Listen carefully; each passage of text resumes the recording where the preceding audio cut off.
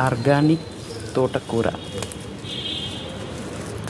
అప్పుడే తెంపుకొని అప్పుడే వండుకుంటే ఆ రుచి ఉంటుంది. అసలు మటన్ చికెన్లు కూడా పనికిరావు.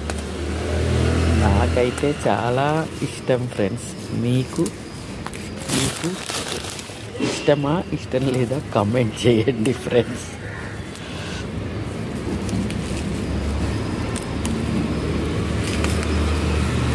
కరివేపాకు, తోటకూర విత్తనాలు వచ్చేసాయి.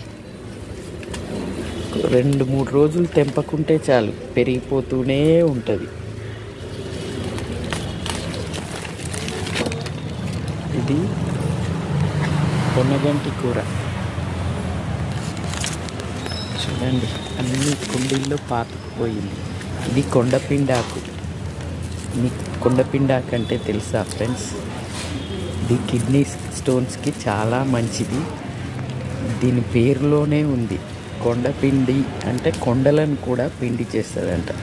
మన పెద్దవాళ్ళు ఎంత బాగా పేరు పెట్టారు కదా. అప్పుడప్పుడు తింటూ ఉంటే కిడ్నీస్కి మంచిది. మనం ఎన్ని నీళ్ళు పోసినా అస్సలే పెరగవు సరిగ్గా చెట్లు. వరుణదేవుడు ఒక్క వర్షం కురిపిస్తే మొలకలు చూడండి ఎలా వచ్చేసాయి. గంగబాయల కూర, తోటకూర, పొన్నగంటి కూర అన్నీ ఒకే కుండీలో. ఇది తులసి, ఇది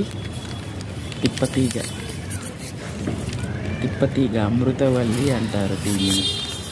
ఒక్కసారి పెడితే అది ఇంకెక్కడ పోదు, వస్తూనే ఉంటుంది.